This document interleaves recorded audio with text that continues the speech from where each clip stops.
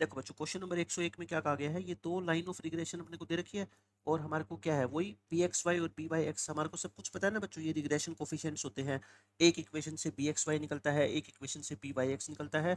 किससे क्या निकलेगा आपको पहले से पता नहीं होता, ठीक है। उसका तरीका क्या होता है मैंने सारा बच्चों डिटेल के अंदर जो डाइगन टेक लेक्चर बनाया उसमें सब समझा रखा है इसके बारे में।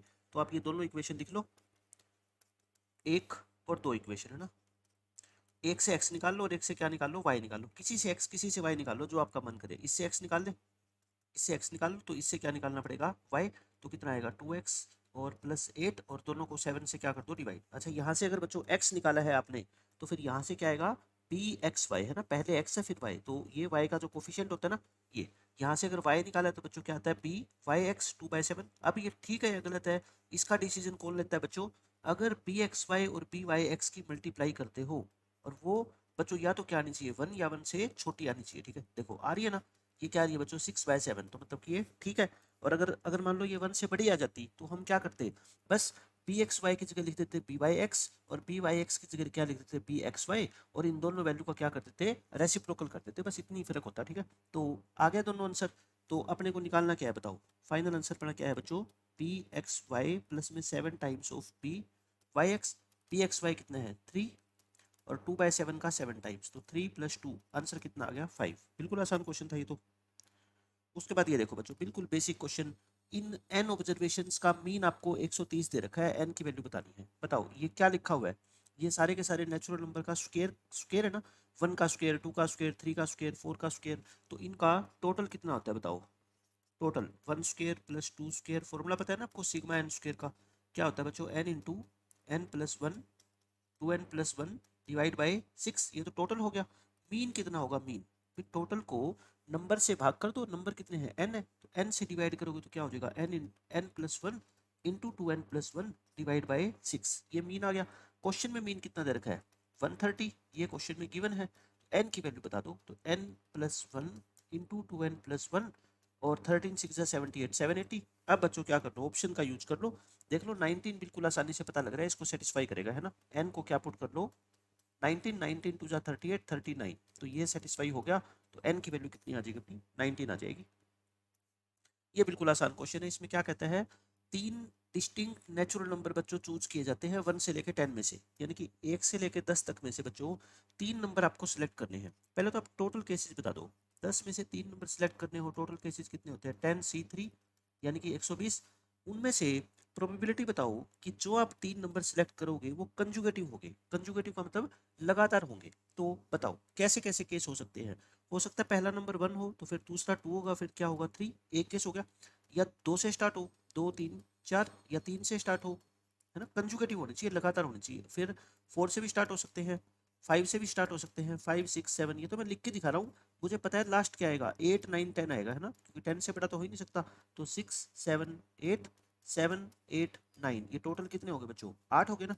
तो फेवरेबल केसेस हमारे कितने हैं 8 है। तो अपने को क्या बतानी है बच्चों प्रोबेबिलिटी फेवरेबल अपॉन टोटल 1/15, इस क्वेश्चन का आंसर आ जाएगा। इस क्वेश्चन में क्या कहा गया देखो बिल्कुल आसान क्वेश्चन है बच्चों, A B C mutually exclusive और एग्जॉस्टिव इवेंट है। तो जब भी म्यूचुअली एक्सक्लूसिव और एग्जॉस्टिव इवेंट दे रखी हो तो उसका क्या मतलब होता है कि तीनों का सम जो है बच्चों वो क्या है 1 है। तीनों इवेंट की प्रोबेबिलिटी का सम कितना होता है 1 होता है। और आपको तीनों में एक रिलेशन दे रखा है, ये एक रिलेशन ये है, एक रिलेशन ये है, आपको पी ए निकालनी है ना, प्रोबेबिलिटी ऑफ ए निकालनी है। तो मैं तो कहता हूँ जिस इवेंट की प्रोबेबिलिटी निकालनी हो ना उसको एक्स मान लो, ठीक है। पी ए निकालनी है, पी ए को क्या मान लो एक्स मान लो। अब बताओ यहाँ से इस इक्वेशन से 3 times of P B equal to 4x हो गया ना, तो पी बी निकाल लो यहाँ से कितना आ गया बताओ 4x/3। पी ए आपने मान ली, पी बी यहाँ से निकल गई, पी सी यहाँ से निकाल लो, 3 times of P C equal to 2 times of P B. B कितनी है बताओ, बी की प्रोबेबिलिटी कितनी है 4x/3 यानी कि 8x/3 हो गया। तो 3 को नीचे ले आओ तो प्रोबेबिलिटी ऑफ सी कितना आ गया बच्चों बताओ 8x/9। तीनों की प्रोबेबिलिटी मैंने x की टर्म में निकाल दी। अब तीनों की प्रोबेबिलिटी का सम यानी कि x 4x/3 और प्लस बच्चों 8x/9 क्या पुट कर दो 1, और यहाँ से किसकी वैल्यू आ जाएगी x की वैल्यू आ जाएगी ना, 9x plus 12x plus 8x is equal to 1। ये कितना आ गया 21 और 8 29, तो x कितना आएगा आई थिंक 9/29 आ जाएगा, है ना, 9/29 इस क्वेश्चन का आंसर हो गया। 105th क्वेश्चन में क्या कहता है, एक डाई के बच्चों दो फेसिस पे तो लिखा हुआ है 4, मतलब ये जो डाई है ना ये नॉर्मल डाई नहीं है, ये अपनी तरफ से एडजस्ट किया गया है। फेसिस तो 6 ही है इसके, बट लिखा क्या हुआ है, दो फेसिस पे तो लिखा हुआ है 4, 3 फेसिस पे लिखा हुआ है बच्चों 5, और एक फेसिस पे क्या लिखा हुआ है 6। ठीक है, ये 6 केस हो गए। अब आपने इस डाई को रोल किया, प्रोबेबिलिटी बताओ कि या तो नंबर 4 आएगा या नंबर 5 आएगा। टोटल केसेस तो बच्चों 6 ही है ना, 4 या 5 में से कोई आए तो मतलब ये भी आपका काम का है, ये पांचों फेस आपके काम के हैं। तो आंसर कितना आ गया बच्चों, 5/6 आ गया। इस क्वेश्चन में क्या कहता है, बिल्कुल आसान क्वेश्चन है। देखो, एक बैग के अंदर, एक अर्न या बॉक्स के अंदर 2 ब्लैक बॉल है, 4 वाइट येलो बॉल है और 6 बच्चों वाइट बॉल है, टोटल होगी 12 बॉल। आपने 3 बॉल निकाली इन सक्सेशन, मतलब एक एक करके विद रिप्लेसमेंट, यानी कि विद रिप्लेसमेंट का मतलब समझ गए ना, एक बॉल निकाली फिर वापस उसको बैग में रख दिया। प्रोबेबिलिटी बताओ कि सारी की सारी बॉल सेम कलर की आएगी। तो बताओ, सेम कलर की आए यानी कि या तो सारी की सारी बॉल क्या आए, ब्लैक आएगी है ना, या तो सारी बॉल क्या आ जाए, ब्लैक आ जाए, और का मतलब प्रोबेबिलिटी को प्लस करेंगे, या सारी की सारी क्या है बच्चों, येलो, तीनों की तीनों येलो भी आ सकती है, या तीनों की तीनों क्या आ जाए बच्चों, व्हाइट आ जाए। तो बताओ, तीनों ब्लैक, मतलब पहली बॉल ब्लैक आएगी, आप मेरे को बता दो पहली बॉल ब्लैक आएगी उसकी प्रोबेबिलिटी कितनी होती है, 2/12। अच्छा, दूसरी बॉल ब्लैक आएगी उसकी भी तो सेम प्रोबेबिलिटी होगी, क्यों, क्योंकि बच्चों विद रिप्लेसमेंट है। तीसरी बॉल ब्लैक आएगी उसकी भी सेम प्रोबेबिलिटी। फिर येलो हो सकती है, पहली बॉल येलो आए 4/12, दूसरी भी येलो, तीसरी भी येलो, तो तीनों की प्रोबेबिलिटी सेम होती है ना, क्यूब कर दूं। फिर व्हाइट, व्हाइट की प्रोबेबिलिटी बच्चों 6/12, और 3 बार निकालोगे तो तीनों की प्रोबेबिलिटी क्या है, सेम है, क्यों, क्योंकि बच्चों विद रिप्लेसमेंट है। तो बस अब क्वेश्चन खत्म। ये क्या हो गया, 1/6 का क्यूब यानी कि 1/216, ये 1/3 का क्यूब यानी कि 1/27, ये 1/2 का क्यूब यानी 1/8, 216 एलसीएम ले लो, ये आ गया अपना 6 + 8 और प्लस में 8 2 जा 16 और 8 7 जा, है ना, तो ये कितना आ गया 35।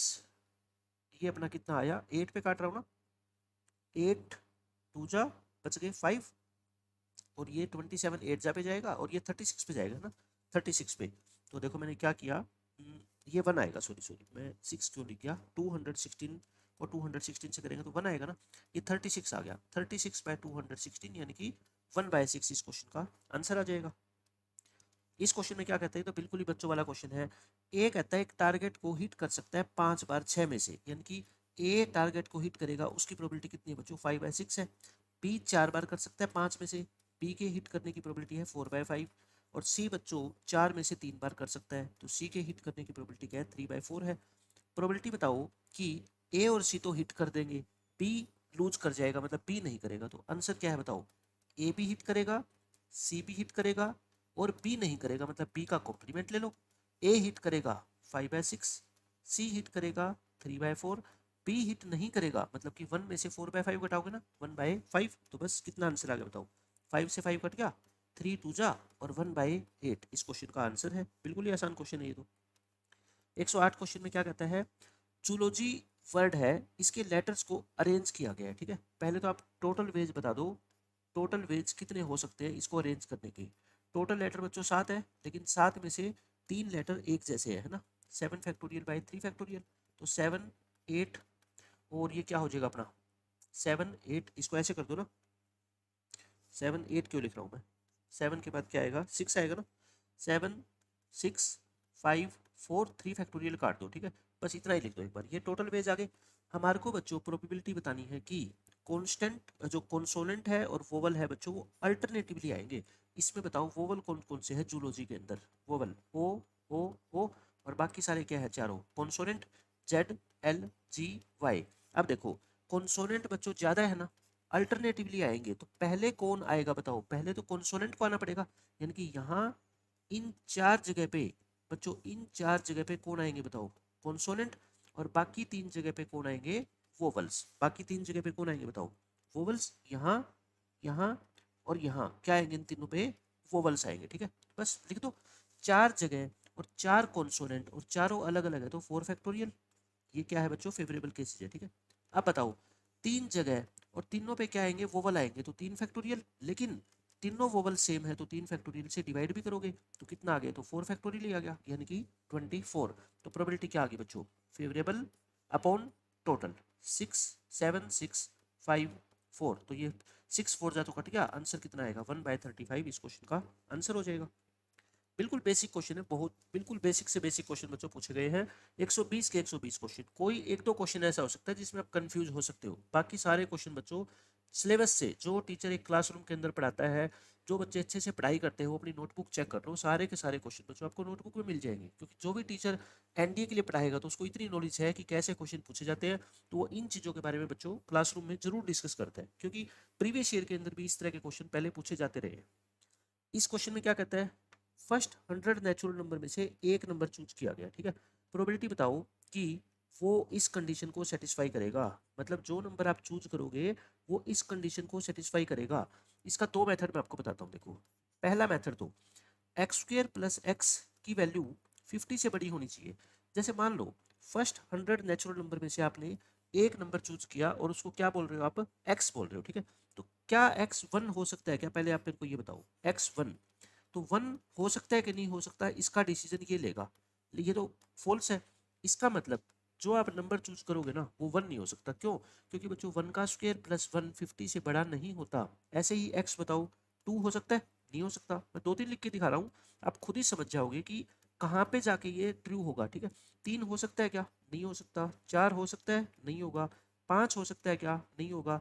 6 बच्चों हो सकता है क्या, नहीं होगा, क्यों, क्योंकि 6 का स्क्वायर प्लस 6 बच्चों कहाँ होता है 50 से बड़ा, है ना, नहीं होगा ना। 7 देखो, 7 7 हो जाएगा, यानी कि 7 का स्क्वायर प्लस 7 करोगे तो बच्चों वो 50 से बड़ा हो जाएगा। 8 बताओ, अब आप कहोगे सर आगे तो सारे हो जाएंगे, है ना, आगे तो सारे 50 से बड़े ही होंगे ये, तो इसका मतलब क्या हुआ कि 100 नेचुरल नंबर में से आप क्या सिलेक्ट नहीं कर सकते, ये 6 सिलेक्ट नहीं कर सकते, इनमें से सिलेक्ट नहीं करना, है ना, मतलब पहले 6 में से मत करो, 1 2 3 4 5 6, बाकी कितने बच गए 94, तो फेवरेबल केसेस कितने हो गए पता है आपके बच्चों, 100 टोटल थे नंबर, उसमें से 1 से लेके 6 तक नहीं सिलेक्ट कर सकते आप, बाकी 94 में से कोई भी सिलेक्ट कर लो, ठीक है, टोटल तो 100 है ही, एक सिलेक्ट किया है ना, तो प्रोबेबिलिटी क्या आ गई बच्चों 94/100, यानी कि 47/50 इस क्वेश्चन का आंसर आ गया, ठीक है। ये रहा एक सेकंड मेथड। मान लो अब कोई बच्चा कहे सर ये तो चलो ठीक है, छोटा केस था, अपन ने बना के देख लिया है ना, कोई बड़ी कोई ऐसी एक्सप्रेशन आ जाए जिसको हमें सेटिस्फाई करवा के देखना हो, तो बेसिक मेथड इसका क्या होता है वो भी सीख लो। इनइक्वालिटी का लेक्चर बच्चों आपने पूरा देखा है, तो आपको ये पता लग जाएगा कि ये इनइक्वालिटी सेटिस्फाई होनी चाहिए, है ना। तो बताओ इनइक्वालिटी के अंदर आप ये नहीं बता सकते कि x की कौन कौन सी वैल्यू इसको सेटिस्फाई करेगी, बता सकते हो ना। पहले क्या करो, इसके फैक्टराइजेशन करो, फैक्टर तो बन नहीं रहे तो रूट निकाल लो, रूट निकालो इसके, है ना, तो क्या आएगा x की value -b plus -b² -4ac, ऐसा हो जाएगा अपॉन 2, तो -1 प्लस माइनस 201 का रूट बच्चों लगभग 14.2 होता है, तो -1 -14.2/2 और -1 प्लस 14.2/2, ये तो नेगेटिव हो गया है ना, ये तो बच्चों नेगेटिव है, हो ही नहीं सकता, क्यों, क्योंकि नेचुरल नंबर है x, तो नेगेटिव वैल्यू तो x की हो नहीं सकती, आप ये मान के चलो, फिर भी मैं सोल्व करके दिखा देता हूँ आपको। ये आ गया मान लो इतना, और ये 13.2/2 6.6, तो नंबर लाइन पे ड्रॉ करोगे तो क्या आएगा बताओ, -7.6 यहाँ और 6.6 यहाँ, ग्रेटर का साइन है तो फिर ग्रेटर देन तो या तो यहाँ मिलेंगे और या फिर यहाँ मिलेंगे। एक बात बताओ, यहाँ से तो आ नहीं सकते, क्यों, यहाँ तो बच्चों सारे नेगेटिव नंबर है, तो मतलब आपको जो भी नंबर सिलेक्ट करना है वो 6.6 से क्या होना चाहिए, बड़ा, यानी कि x बड़ा होगा 6.6 से। अब 6.6 से बड़े नेचुरल नंबर कौन से होते हैं, 7 से स्टार्ट होंगे, 7 8 9 10 अप टू बच्चों 100, बता दिया ना मैंने आपको। देखो पहले 6 नेचुरल नंबर नहीं ले सकते, चाहे तो आप बेसिक तरीके से ऐसे करके देख लो, या आपको मैथमेटिकली सोचना है तो मैथमेटिकली मैंने आपको तरीका बता दिया। अब बच्चों ये देखो स्टैटिस्टिक्स के नोट्स के पहले दूसरे पेज के ऊपर ही आपको ये शॉर्टकट मिल जाएगा कि पहले n नेचुरल नंबर का मीन डेविएशन निकालना हो, अगर n की वैल्यू बच्चों इवन हो तो n/4, ओड हो तो n² - 1/4n, है ना। देखो ये कितना आसान क्वेश्चन पूछा गया, मीन डेविएशन पहले 10 नेचुरल नंबर का, 10 क्या है बच्चों, इवन है, तो इवन है तो सीधा ही 4 से क्या कर दो, डिवाइड कर दो, आंसर आ गया कितना 2.5। ये बिल्कुल ही आसान क्वेश्चन है, आपको सिग्मा एक्स आई स्क्वायर दे रखा है ना, आई 1 से लेके 9 तक, मतलब नंबर ऑफ ऑब्जर्वेशन कितने हैं 9, एम उनका मीन है और सिग्मा उनका स्टैंडर्ड डेविएशन है, तो आपको इसकी वैल्यू बतानी है। पहले मेरे को ये बता दो बस, वेरिएंस का फॉर्मूला क्या होता है, वेरिएंस का, ये वेरिएंस होता है ना, क्या होता है sigma x i square upon n minus sigma x i upon n का होल स्क्वायर, यही होता है। तो ये तो अपने को दे ही रखी है वैल्यू कितनी 855, मीन कितना है, सॉरी नंबर ऑफ कितने हैं 9। ये क्या होता है, ये जो लिखा हुआ है ये मीन ही तो होता है ना बच्चों, ये मीन है और मीन का क्या है स्क्वायर, तो इसको इधर ले आओ बस, और 855 को 9 से डिवाइड कर दो, आंसर कितना आ गया बच्चों 95 है ना। 2 लाइनों का क्वेश्चन है ये, देखो बिल्कुल ही आसान क्वेश्चन बच्चों, पहले पेज के ऊपर ही आपको एवरेज के अंदर ये क्वेश्चन मिल जाएगा। आपको कहता है ये एक सीरीज है जिसमें एन ऑब्जर्वेशन है, इनका मीन आपको दे रखा है ना, मीन कितना दे रखा है बच्चों एक्स बार, अगर मीन एक्स बार है तो टोटल कितना हो जाएगा एन इंटू एक्स बार। अब आपने क्या किया, एक ऑब्जर्वेशन जिसका नाम है एक्स एन उसको हटा दिया, उसके बदले में क्या लिख दिया के लिख दिया, तो बताओ नया टोटल कितना हो जाएगा न्यू टोटल। आप कहोगे सर पुराने टोटल में से जो ऑब्जर्वेशन हटाया है उसको तो माइनस कर दो, उसकी जगह जो आया है उसको प्लस कर दो, ये नया टोटल हो गया। नया आपको मीन निकालना है न्यू मीन, तो भाई नंबर ऑफ स्टूडेंट तो उतने ही रहे ना, टोटल चेंज हो गया है ना, टोटल ही तो चेंज हुआ है। ऑब्जर्वेशन तो पहले भी एन थे, अब भी कितने रहेंगे एन। ऑप्शन नंबर क्या आ गया डी आ गया, देख लो। इस क्वेश्चन में क्या कहा गया है, एक फेयर क्वाइन आपने उछाला till two heads occur in succession. देखो एक क्वाइन को तब तक बच्चों उछालोगे जब तक कि दो हेड ना आ जाए सक्सेशन, सक्सेशन का मतलब लगातार, मैं क्या कह रहा हूँ क्या कहा गया इसमें, जब तक लगातार दो हेड नहीं आ जाते, ठीक है, यानी कि तब तक आप उछालोगे जब तक लगातार दो हेड नहीं आ जाते, मतलब कि दो हेड जैसे ही बच्चों आ गए तो वो गेम खत्म हो जाएगा। समझ रहे हो, जैसे आप दो दोस्त मिलके गेम खेल रहे हो कि हम क्वाइन को उछालेंगे, बार बार उछालेंगे बार बार, लेकिन जैसे ही दो हेड लगातार आ गए हेड हेड, गेम खत्म हो जाएगा, ठीक है। क्या बताना है आपको, प्रोबेबिलिटी बताओ कि नंबर ऑफ टॉसिस जो होंगे ना वो 6 से कम होंगे, यानी कि देखो ऐसे तो कहता है कि कोई पता ही नहीं है, दो हेड क्या पता आपके 100 बार में भी ना आए लगातार, है ना, लेकिन कहता है प्रोबेबिलिटी बताओ कि जो आपने टॉस किया है क्वाइन को वो 6 से कम बार किया है। बच्चों 6 से कम बार, इसका मतलब नंबर ऑफ टॉसिस क्या क्या हो सकते हैं, आप मेरे को ये बता दो 6 से कम। या तो हो सकता है दो टॉस के अंदर गेम खत्म हो गया हो। एक बच्चे ने कहा कि सर एक टॉस क्यों नहीं लेते, अरे लगातार दो बार हेड आएंगे तो कम से कम दो बार तो कॉइन को उछालना पड़ेगा, ठीक है। या हो सकता है 3 बार में गेम खत्म हो गया हो, या 4 बार में, या फिर 5 बार में, 6 नहीं, लेस देन 6। आपको 6 से कम बार में गेम खत्म करना है और 2 बार हेड लेके आने हैं, बस ये है लगातार हेड, ठीक है। अगर 2 बार में बच्चों गेम खत्म हुआ होगा तो सिर्फ एक ही केस हो सकता है, दोनों पे क्या आया होगा हेड हेड, क्योंकि गेम खत्म करना है और 2 बार में, तो दोनों बार आपको क्या लेके आना पड़ेगा हेड। 3 बार में गेम खत्म करना है, देखो पहली बार टेल लेके आओगे और फिर क्या लेके आओगे हेड, और फिर क्या लेके आओगे हेड। एक बात बताओ, पहली बार हेड आ सकता है क्या, एक बच्चे ने कहा कि सर पहली बार हेड ले आओ, दूसरी बार हेड ले आओ, तीसरी बार टेल ले आओ, बच्चों ये नहीं, 2 बार लगातार हेड आ गया तो गेम ही खत्म हो जाएगा, ठीक है। और ये भी नहीं कर सकते कि पहली बार हेड ले आओ फिर टेल ले आओ फिर हेड ले आओ, 2 बार लगातार क्या आना चाहिए हेड। गेम आपको 3 टॉस टॉस में खत्म करना है और 2 लगातार हेड आने ही चाहिए तभी गेम खत्म होगा, तो फिर ये एक ही पॉसिबिलिटी बनती है, ठीक है। अब बोलो 4 बार, 4 बार में गेम खत्म करना है, अब ध्यान से सुनना। हो सकता है पहली 2 बार क्या आ गया हो टेल, और फिर क्या आ गया हो हेड, और फिर क्या आ गया हो हेड, गेम खत्म। क्या और भी कोई पॉसिबिलिटी है क्या, 4 बार में देखो ध्यान से, हो सकता है पहली बार हेड आ गया हो, फिर टेल आ गया, और फिर 2 बार लगातार हेड आ गया, बताओ ये नहीं हो सकती क्या, हेड टेल हेड हेड। इसके अलावा बता दो, इसके अलावा कोई पॉसिबिलिटी है, इसके अलावा बच्चों कोई पॉसिबिलिटी नहीं है। 5 बार में देखो, 5 बार में एक केस तो सीधा ही बनता है कि पहले 3 बार टेल आ गया और लास्ट के 2 पे हेड आ गया, गेम खत्म।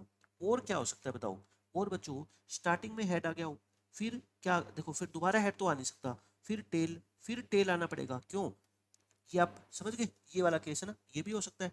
और क्या हो सकता है बताओ, शुरू में टेल आ गया, फिर हेड आ गया, फिर टेल आ गया, देखो टेल हेड टेल, और लास्ट में दो तो क्या आना चाहिए बच्चों हेड, यानी कि लास्ट के 2 में तो फिक्स है बच्चों क्या आएंगे हेड ही आएंगे, क्यों, क्योंकि 5 बार में गेम खत्म करना है, मतलब कि चौथी और पांचवी बार में तो हेड ही लेके आने पड़ेंगे आपको, ठीक है। पहले 3 में देख लो, पहले 3 में या तो तीनों टेल आएंगे, या टेल स्टार्टिंग में आ सकता है, या टेल बीच में आ सकता है, लास्ट में नहीं आ सकता। एक बच्चे ने कहा कि सर यहाँ टेल लिख दो हेड लिख दो, बच्चों यहाँ हेड कैसे लिख देंगे, जब 2 हेड लास्ट में आए हैं तो इससे पहले तो हेड आ ही नहीं सकता ना, समझ रहे हो आप मेरी बात, तो बस ये केस हो गए। अब बोलो हेड इंटू हेड, एक हेड आने की प्रोबेबिलिटी क्या होती है 1/2, तो हेड इंटू हेड यानी कि 1/2 इंटू 1/2 1/4।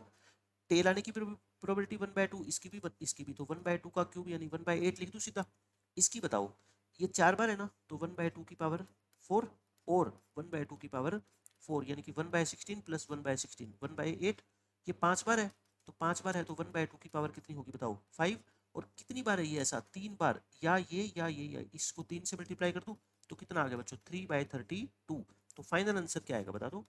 फाइनल आंसर इन सबको ऐड करेंगे ना, क्योंकि या तो 2 बार में गेम खत्म होगा, या 3 बार में, या 4 बार में, या फिर बच्चों 5 बार में गेम खत्म होगा। तो इसको ऐड करोगे तो 19/32 इस क्वेश्चन का आंसर आ जाएगा। बिल्कुल आसानी से मैंने आपको समझा दिया क्या इस क्वेश्चन का मतलब क्या है। ये क्वेश्चन देख लो बच्चों, बिल्कुल आसान क्वेश्चन है, टोटल प्रोबेबिलिटी का क्वेश्चन है। एक अर्न के अंदर बच्चों 2 वाइट और 2 ब्लैक बॉल है। ये अर्न ए है, 2 वाइट बॉल 2 ब्लैक बॉल है। और दूसरी अर्न बी में 3 वाइट बॉल है और 2 ब्लैक बॉल है। आप क्या क्या कहा गया आपसे, देखो 1 ball is transferred from urn A to urn B, यानी कि यहाँ से एक बॉल निकाल के और वो इसमें डाल दी है ना। एक बॉल आपने फर्स्ट से निकाल के सेकंड अर्न में डाल दी, और फिर सेकंड अर्न से आपने एक बॉल निकाली। प्रोबेबिलिटी बताओ कि वो बॉल कैसी आएगी, वाइट।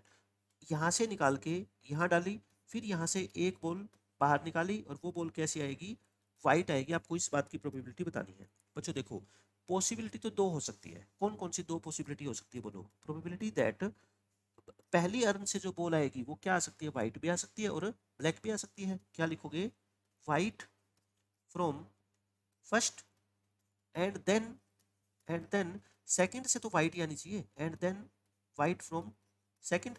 या तो ये कैसे हो सकता है कि पहली बैग से जो आपने बॉल निकाली थी वो कैसी आई हो बच्चों, वाइट आई हो।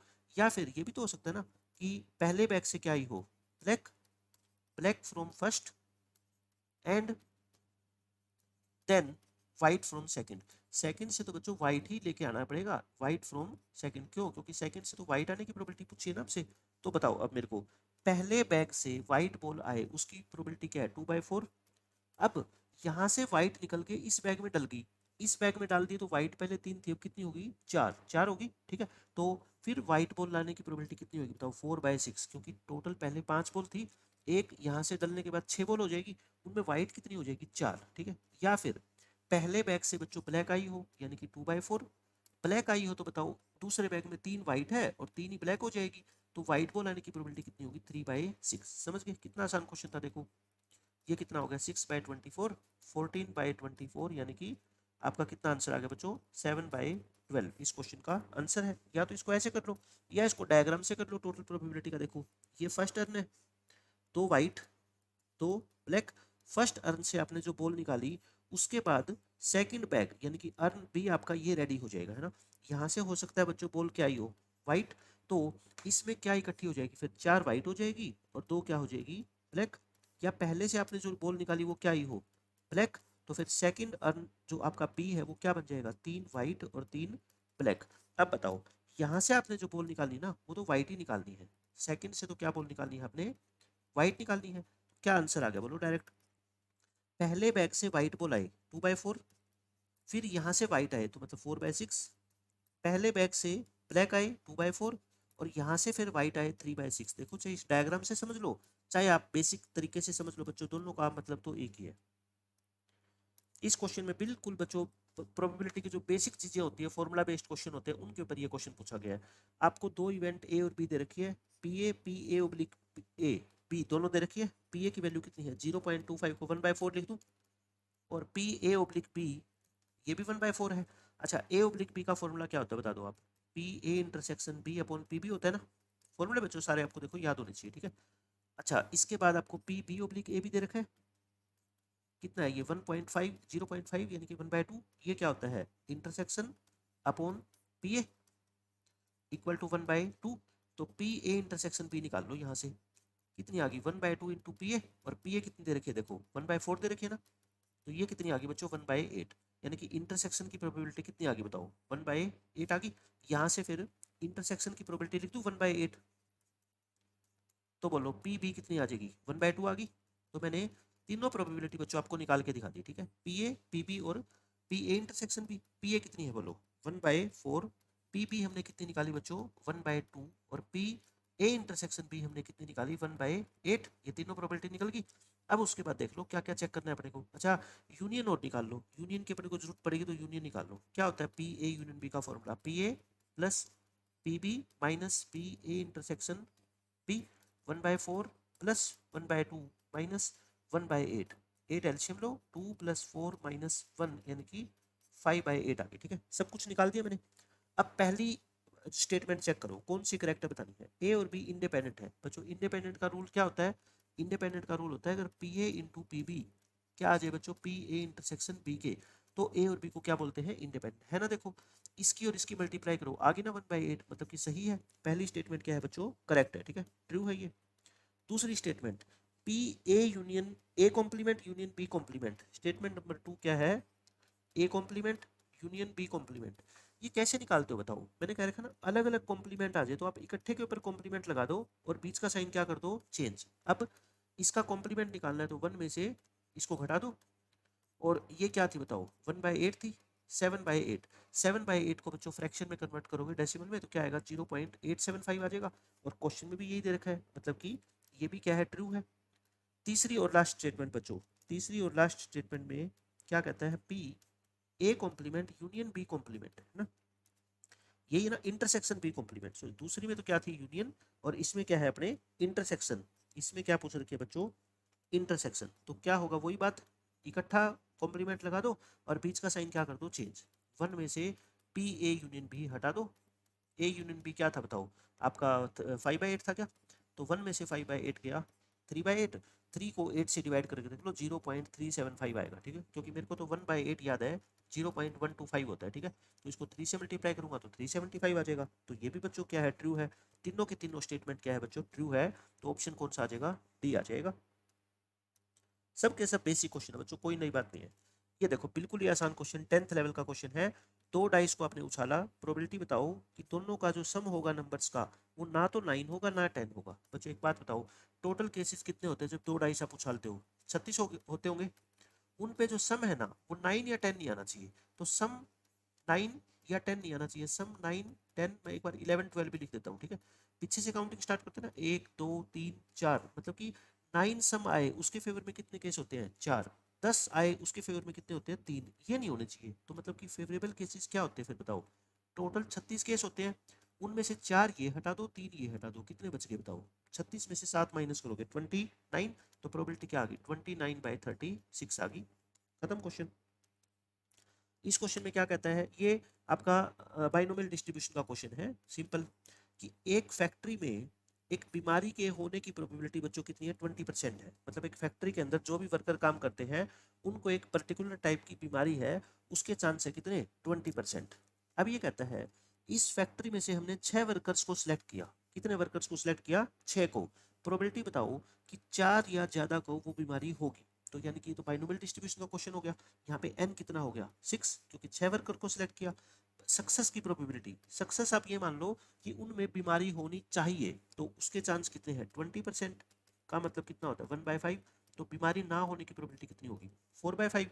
प्रोबेबिलिटी अपने को क्या चाहिए बताओ, 4 या 4 से ज्यादा, मतलब प्रोबेबिलिटी ऑफ 4 चाहिए, 5 चाहिए, या 6 के 6% को वो बीमारी होनी चाहिए, ठीक है, लगा दो फॉर्मूला, क्या होता है बताओ बाइनोमियल डिस्ट्रीब्यूशन का फॉर्मूला, प्रोबेबिलिटी ऑफ आर का पता है, NCR, P⁻R और Q⁻, बच्चों n-r, ये फॉर्मूला होता है ना, तो लगा दो इसमें, क्या होगा बताओ, 6C4 और 1/5 की पावर 4 हो जाएगी, और 4/5 की पावर कितनी हो जाएगी, 2, 6C5 और 1/5 की पावर 5 हो जाएगी, और 4/5 की पावर 1, 6C6 और 1/5 की पावर कितनी हो जाएगी, 6, और 4/5 की पावर कितनी हो जाएगी, 0।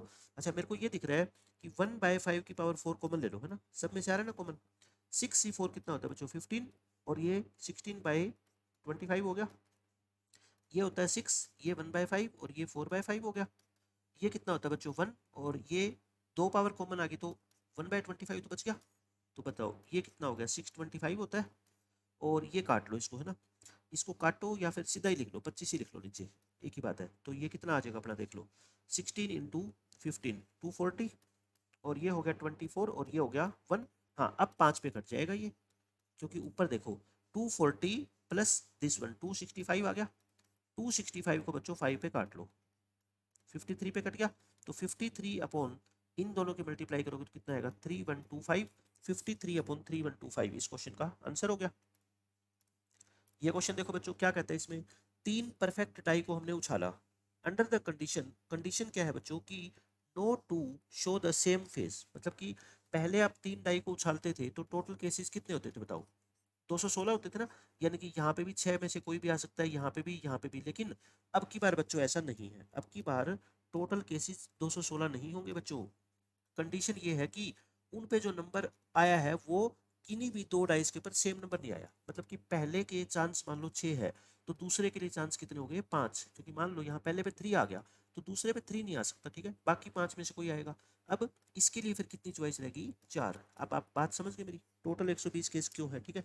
अब प्रोबेबिलिटी बताओ कि one of the faces shown is an S. S का मतलब बच्चों इक्का, जो वन नंबर होता है, क्योंकि एस नाम की कोई चीज़ तो होती नहीं ना, ये तो अपने प्लेइंग कार्ड्स में होती है। इक्के को ये बोल रहे हैं, ठीक है, लिख दिया। उनमें से कहता है तीन में से किसी एक के ऊपर क्या है बच्चों, वन आए। क्या बोल रखा है आपसे, तीन में से किसी एक के ऊपर बच्चों क्या आए, वन आए। अब आप मेरे को बताओ, तीन में से किसी एक के ऊपर वन आए तो क्या करोगे। जैसे टोटल केसेस तो हो ही गए है ना।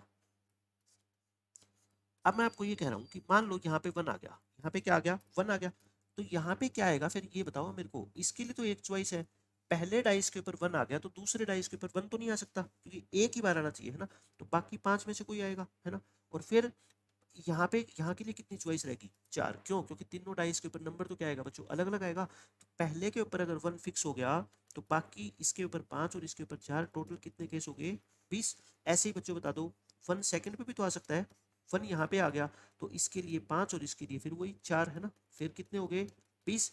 ऐसे ही बच्चों जो वन आएगा तीन में से कहीं आ सकता है, तो वन यहाँ पे भी तो आ सकता है। तो यहाँ के लिए 5 और यहाँ के लिए कितनी रहेगी बच्चों, 4, तो कितने हो गए, 20। तो फेवरेबल केसेस कितने हो गए बता दो आप, 20 प्लस 20 प्लस 20, 60 हो गए। 60 तो हो गए फेवरेबल, और टोटल कितने थे, 120। तो आंसर कितना आ गया इसका, 1/2 आ गया, 1/2 आंसर।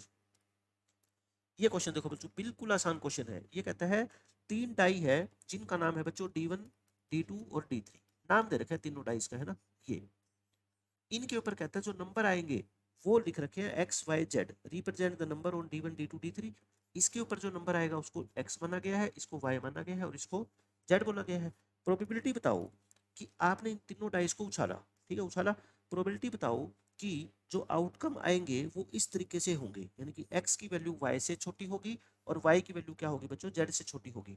इसका मतलब क्या होता है बच्चों, देखो तीन डाइस के ऊपर जो भी नंबर होगा वो होगा तो 1 2 3 4 5 6 में, यही होगा ना। आप क्या करो, इन तीनों डाइस के ऊपर कोई भी तीन नंबर आप सिलेक्ट कर लो। तीनों डाइस पे जो भी 1 2 लेके 6 तक नंबर है ना, आप तीनों में 6 में से कोई तीन नंबर सिलेक्ट कर लो। उसके बाद बच्चों सेलेक्ट करने के बाद आपको अरेंज करने की आपके पास एक ही चॉइस है कि पहले क्या लिखोगे, x, फिर यहाँ पे y और यहाँ पे z, क्योंकि ये तो इन आपको क्या लिखा हुआ है डिक्रीजिंग ऑर्डर में, सॉरी इंक्रीजिंग ऑर्डर में। x y से छोटा है, y किससे छोटा है, z से, तो मतलब z सबसे बड़ा है। कहने का मतलब ये है इन 6 में से आप कोई तीन नंबर सेलेक्ट कर लो, फिर उनको अरेंज करने की आपके पास बच्चों एक ही चॉइस है, पहले सबसे छोटा नंबर लिखोगे, फिर सबसे बड़ा और फिर उससे बड़ा, ठीक है। तो selecting selecting three numbers out of 6, out of 6, तो कितने केस होते हैं, 6 C3 यानी कि 20। अब मैं आपको बताता हूँ 20 केस, इसका आंसर आ गया बस, ठीक है। अब इसका क्या मतलब है, जैसे मान लो आपने सेलेक्ट कर लिए बच्चों, आपने तीन नंबर सेलेक्ट कर लिए, सिलेक्टेड नंबर्स 3, 1 और 2, मान लो आपने ये सिलेक्ट कर लिए, ठीक है। अब आपको अरेंज जो करने पड़ेंगे ना, वो पहले 1 करना पड़ेगा, फिर 2 करना पड़ेगा, फिर 3 करना पड़ेगा। मतलब कि इसके अलावा आपके पास कोई चॉइस नहीं है। हाँ, 6 में से कौन से तीन सेलेक्ट करोगे उसके लिए आपके पास चॉइस है, 20 चॉइस, ठीक है, 6 C3। लेकिन चॉइस करने के बाद अरेंज करने की आपके पास बच्चों चॉइस सिर्फ एक ही है। इस तरीके से आपको डिक्रीजिंग ऑर्डर में लिखना पड़ेगा, ठीक है, असेंडिंग ऑर्डर में, सॉरी असेंडिंग ऑर्डर में लिखना पड़ेगा। लास्ट क्वेश्चन बच्चों देखो, ये बाइनोमियल डिस्ट्रीब्यूशन का फॉर्मूला बेस्ड क्वेश्चन है। बाइनोमियल डिस्ट्रीब्यूशन में मीन 6 दे रखा है। मीन का फॉर्मूला क्या होता है, एनपी होता है। स्टैंडर्ड डेविएशन का फॉर्मूला क्या होता है बच्चों, रूट एनपीक्यू होता है। और आपको निकालना क्या है, आपको एन और पी की वैल्यू निकालनी है बस, है ना, रिस्पेक्टिवली। तो एनपीक्यू कितना आ गया, 2 आ गया। एनपी की वैल्यू कितनी रख दो, 6 रख दो। तो क्यू कितना आ गया बताओ, 2/6 यानी कि 1/3। अगर क्यू 1/3 है तो पी कितना हो गया, 1 में से 1/3 घटा दो, 2/3। तो यहाँ पे पी की वैल्यू पुट कर दो, तो एन कितना हो गया, 9। तो लास्ट में बच्चों एन की वैल्यू तो कितनी आ गई, 9, और पी की वैल्यू कितनी आ गई, 2/3। देख लो 9 और 2/3 कौन सा ऑप्शन है, सबसे लास्ट ऑप्शन है। तो ये बच्चों हमने एनडीए 2 2024 के सारे क्वेश्चन सोल्व कर दिए। अब हम नेक्स्ट लेक्चर से जो ना एनडीए 1 2024 के बच्चों सारे के सारे जो है ना क्वेश्चन सोल्व करेंगे, जो अप्रैल के अंदर पेपर हुआ था।